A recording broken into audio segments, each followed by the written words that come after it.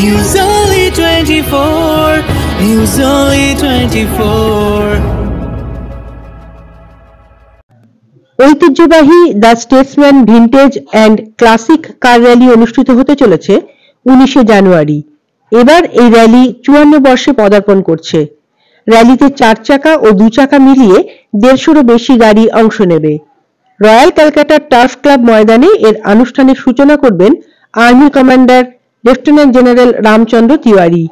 Royal Calcutta turf club থেকে যাত্রা শুরু করে উত্তর, মধ্য ও দক্ষিণ কলকাতার প্রায় 25 কিলোমিটার পথ পাড়ি দিয়ে গাড়িগুলো আবার সেখানেই ফিরে আসবে। এবারের র্যালির অন্যতম আকর্ষণ একটি রোলস রয়েস গাড়ি, যা চড়ে ভারতের প্রথম রাষ্ট্রপতি ডক্টর রাজেন্দ্র প্রসাদ শপথ গ্রহণ করতে গিয়েছিলেন। থাকছে গায়ক হেমন্ত মুখোপাধ্যায়ের প্লাইমাউথ। এছাড়াও থাকছে 1906 সালের একটি রেনল্ট গাড়ি। সেই সঙ্গে কলকাতাবাসী দেখতে পাবেন জার্মানি নির্মিত স্টুয়ার্ট গাড়ি, যা বর্তমানে বিশ্বে মাত্র একটিই রয়েছে। This year, there will be a lot of new good cars in different segments.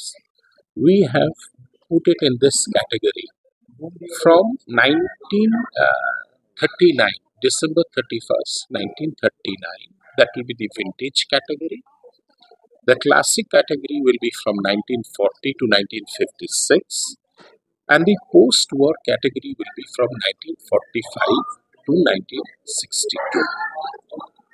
There will be other segment, that is the 50 years old till 1975. That will be the other cars. Now there will be near about 10,000 invitees, and there will be near about 50 plus of silver rolling trophies. Now, in this segment, what we see that the vintage car category will be near about 45. In comparing to the vintage bike, it will be roughly 6 to 10. The classic cars will be near about 37, and classic motorcycles will be near about 25. It will be 150 to be precise, but it will grow as time comes. It will grow. Now, this is post-war. We have near about 32 of bikes and also four-wheelers. Renault, it is the year 1906. Renault Ferris. এইটা আপনার mister শিবর্ধন কানোরিয়ার গাড়িটা আছে, এটা আপনার 1906 সালের গাড়ি। Yes. তারপরের গাড়িটা হচ্ছে ডক্টর আনন্দ চৌধুরী, সেটা হচ্ছে 1913, সেটা হচ্ছে Stuart, it is a German.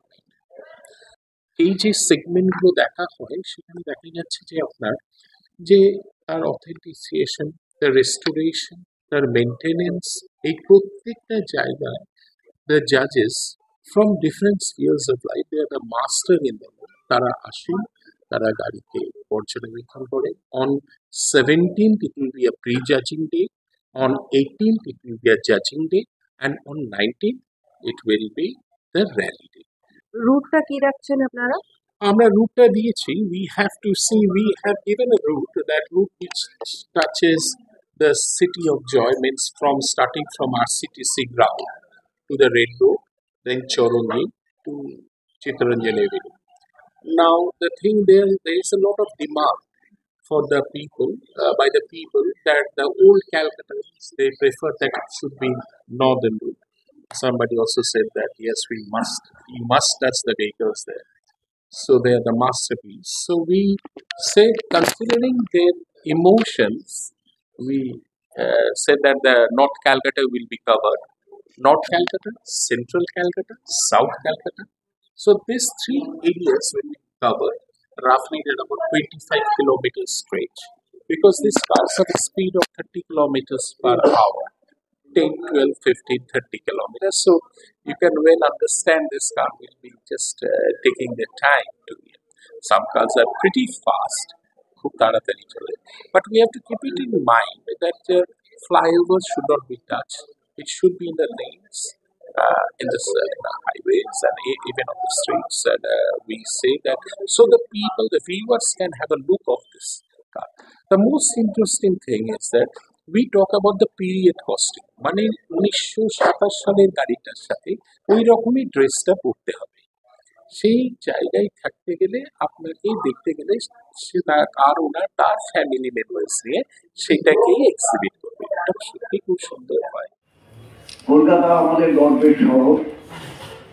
কলকাতার বুকে যে ঐতিহ্য, সে ঐতিহ্য দ্য স্টেটসম্যান হাউস বহন করে চলেছে এবং একই সঙ্গে সেই ঐতিহ্যের সঙ্গে আমাদের আরেক ঐতিহ্য মিলিত হয়েছে, the Statesman vintage car rally.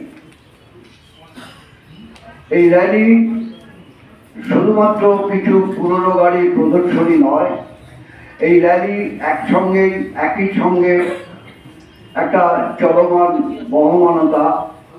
গঙ্গার নদীর জল যেমন বয়ে চলেছে, আমাদের এই কলকাতা শহরের ঐতিহ্যকেও আমরা সেই ধারাবাহিকতায় আমরা বহন করে চলেছি।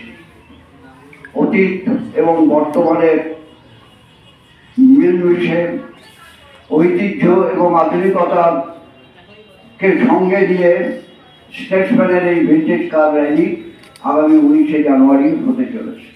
এইবারে কি ধরনের গাড়ি আসবে এবং কি এক্সপেক্ট করছেন যে গতবারের তুলনায় এবারে আরো বেশি? দেখুন, গতবার যেটা ছিল না, এবার তো ইন্ডিয়ান ক্লাসিক কারগুলো আসছে, ফলে স্ট্যান্ডার্ড হেরেল ফিয়েট অ্যাম্বাসাডার এগুলো আসছে, এটা গতবার ছিল না।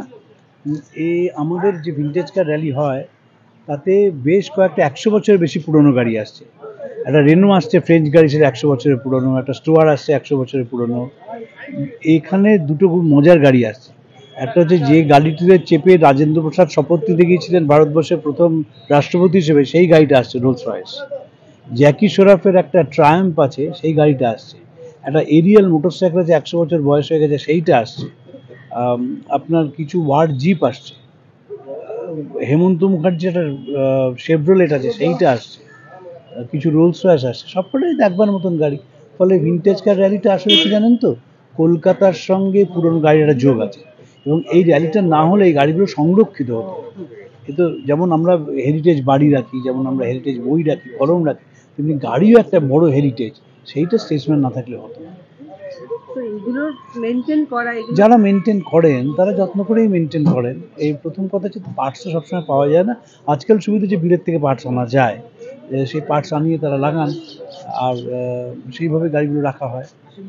একটা সময় বলা হতো জানুয়ারি মাস মানে কলকাতা বইমেলা আর স্টেশনারি ভিড়। এখনো তাই। যারা গাড়ির, কিন্তু সবচেয়ে মজার কথা হচ্ছে গাড়ির প্রেমিক বাড়ছে। তরুণদের মধ্যে গাড়ি দেখা, গাড়ি সম্বন্ধে জানা, এগুলোর উৎসাহ বাড়ছে। এটা খুব বড় জিনিস। মানে পুরনোর প্রতি যে টানটা বাড়ছে। হ্যাঁ, বাড়ছে, কোনো সন্দেহ নেই, বাড়ছে। দেখবেন যদি র্যালি মাঠে আসেন, অসংখ্য মানুষ যাচ্ছে তারা দেখতে, ফলে এর উৎসাহটা বাড়ছে, টানটা বাড়ছে, তারা থাকবে গাড়িগুলো।